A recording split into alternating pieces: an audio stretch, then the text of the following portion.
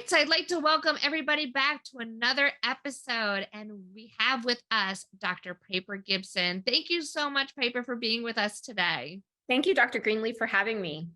So you do, and you have a really interesting line of work, and that's and something we haven't talked about yet on this podcast. Tell me a little bit. How did you get into doing what you do? Yes. So 11 years ago, my son was diagnosed with a transient neurological tic.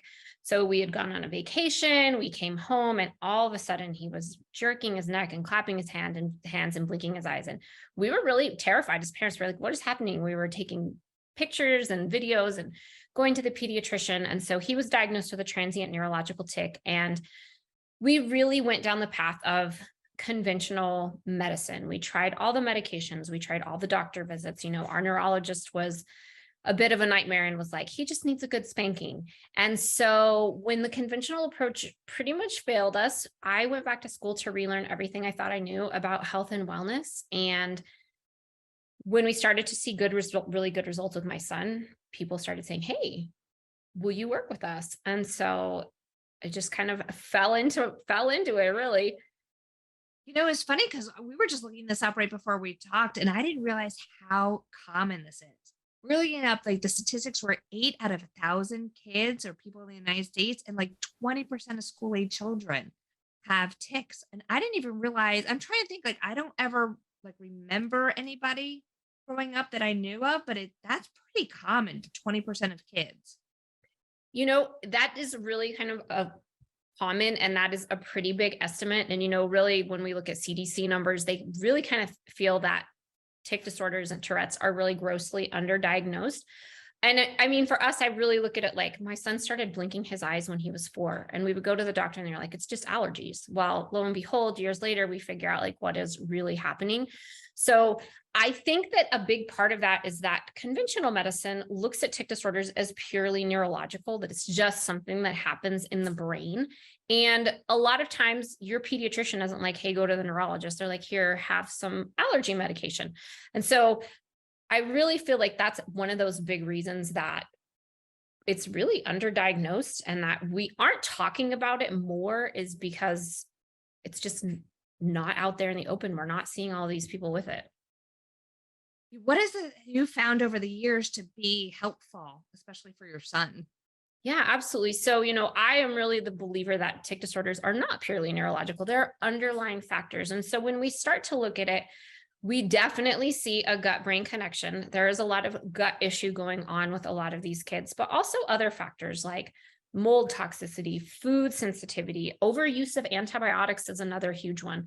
And so there are a lot of really in-depth underlying factors that are kind of the driver for most of these children's tics. And that's the thing that I'm finding so amazing is that how much the gut is connecting with so many of our illnesses. Do you think it has to do a lot with like the standard American diet or I do, I think that the standard American diet is a huge driver of that. I think that our toxic environment is another huge driver. I think that you have so many kids that have, intestinal permeability, otherwise known as leaky gut, that really kind of open up these tight gap junctions in the gut. They're eating foods they shouldn't be eating. They're exposed to these toxins, and it really does impact the brain. We're turning on that immune system when we have that kind of leaky gut experience. and how old is your son right now? He's 17.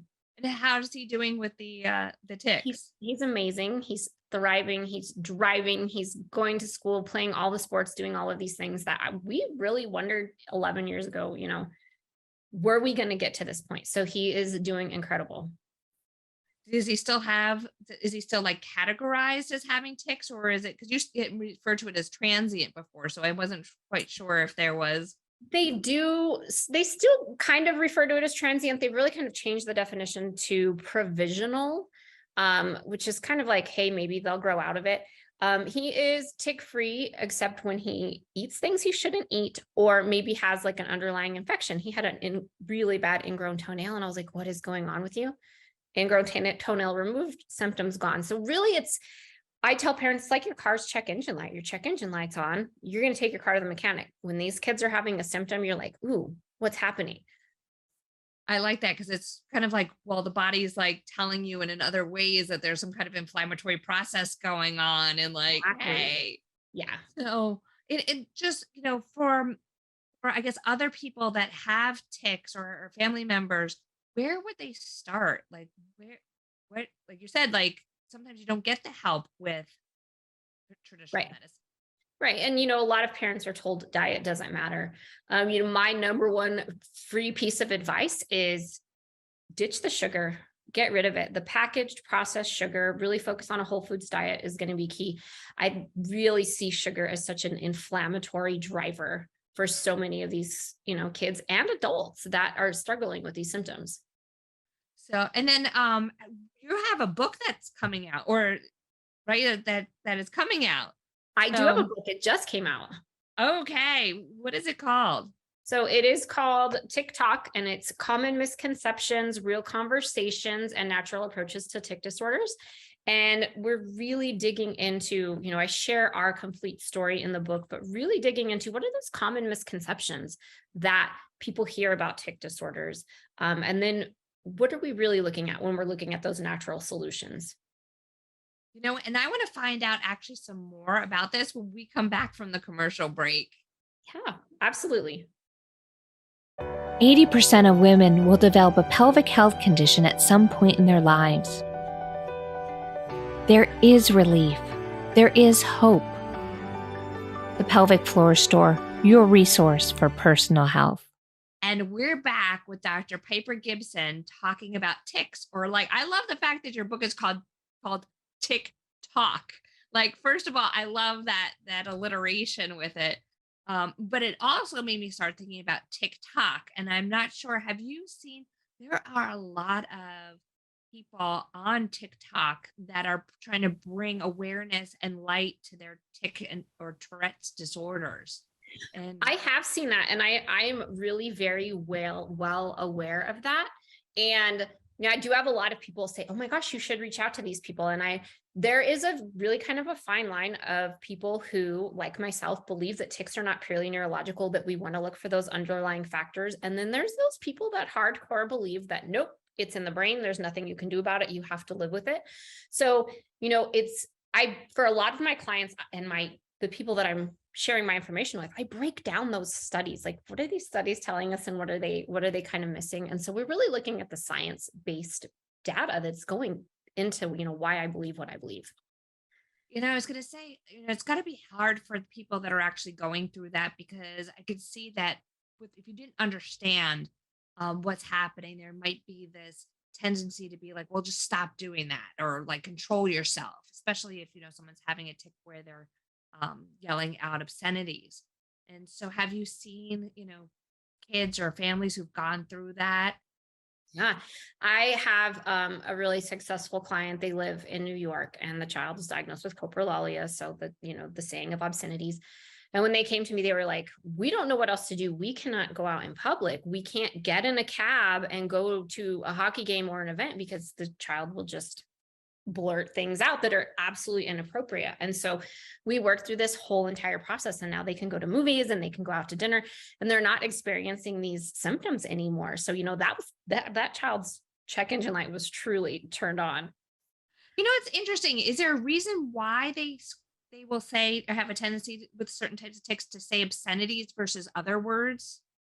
There's not really definitive data on why that happens. And really, that coprolalia part is really what we most associate Tourette's with. Like, we see it in movies and things like that, but it's actually on the rare end of the spectrum of tics and Tourette's. It's not very common. What are the most common types of ticks then? Eye blinking tics. So you have two forms of tics. You have motor and you have vocal. So, maybe clapping your hands, blinking, jerking your neck. Those are going to be those motor tics. Or vocal tics. Clearing your throat is very, very common. Making animal noises or humming noises, those kinds of vocal things are really common on the vocal end. So in order to have the Tourette's diagnosis, you have to have a year of both a vocal and motor tic combined in order to get that Tourette's diagnosis. Okay, so then there's obviously different types of these ticks. Absolutely. So, And are there any dangers for the individual that are experiencing ticks? Is there a sign that this could be related to other health conditions, or is it something that tends to progress over time? For a lot of people, I do see that it progresses over time. And I know that was true for us. What started out as eye blinking really progressed over several years and kind of got worse. Um, I think that it's exhausting. A lot of the kids I work with will say like they feel like they have no control over their body, that they're not part of their body. They have to do this movement or they're going to explode. So I think that, one of the big challenges for people with the disorder is that it's just very exhausting to not have any control over these movements your body is doing all day long. And is there any kind of connection with stress or emotional trauma? Yeah, I was talking to my group this morning about a study that looked at stress and tic disorders and comorbidities. And so when the children were under more stress, they had greater incidence of severe tics and more severity of things like OCD and ADHD. And when we look at that, I say, okay, what's missing from this study? And for me, there's so many more stressors beyond emotional. There's physical stressors, environmental stressors, biological stressors. What are some of those other stressors that might be driving this experience for that child? And what do you think are like the top things in your book that you really want people to know about? I want people to know that there is hope, that tic disorders, in my opinion, are not purely neurological. There are ways and things that we can look at that are going on in the body to really help you get back on track and really reduce those symptoms. And we can do that naturally. So I really wrote this book for my clients and for the other people out there who, families just like mine who are struggling and really need a better understanding, because most people are told, just ignore it, sweep it under the rug. Maybe they'll grow out of it. There's nothing you can do about it. And having gone through this experience, absolutely disagree. And that was my another question. You brought that up is do anybody ever actually grow out of it, or is this something, or can people become cured, or what is the general understanding? So from the conventional perspective, it's, hey, they might grow out of it. That's really what we're all told. I think from my perspective, when not addressed, it's not a matter of growing out of it. It's a matter of they end up with a Tourette's diagnosis down the road. And a lot of people, I'll have a lot of adults say like, I'm 37, I was hoping I grow out of it. I have not. And so, yeah, I do have a lot of clients who are tick-free, or symptoms are greatly, greatly reduced because we've gone through this step-by-step process. That is great. And then so you have a specific process, and then you outline it also in the book. I do have a process. It's called Kick the Ticks. And I do talk about how we use that approach in the book. Oh, that is awesome. Can you just give us a little kind of, just a little Yeah, hint of yeah. what it is? Yeah. So I have a 3-step process. It starts with what I call comprehensive neuroimmune analysis. So we're going to look at 935 biomarkers. What's going on in your body? What's happening under the hood? Then I use my foundational connection method to really not just look at that paperwork, but to take that data and connect it to what your child is experiencing in the past, now, current symptoms, all of that. And then I have the restorative rescue method, which really helps us to create those long-term and short-term goals to give parents a plan to help get their child back on track. So we do that in phases. It's step-by-step. Most people work with me for about 6 months to a year. That is awesome. And I guess in wrapping up, is there anything that you want us to know that we haven't talked about when it comes to ticks? Like I said, I just want people to know that I think there is hope. There's definitely different approaches out there. You just have to be open-minded to exploring them. So, people can grab the book. It is on Amazon right now. You can get a paperback copy. You can get a Kindle copy. It's not a long book, but definitely gives people a very different perspective from what they really hear in that conventional model. Awesome. Where can people find out more about you, Piper? Yeah.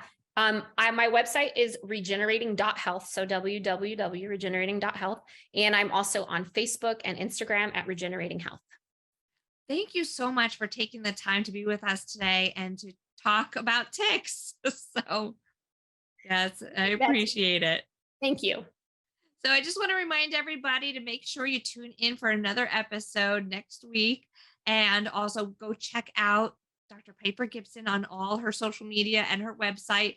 While you're there, come check me out. Don't forget to follow and like all of our content, and we'll see you again next week.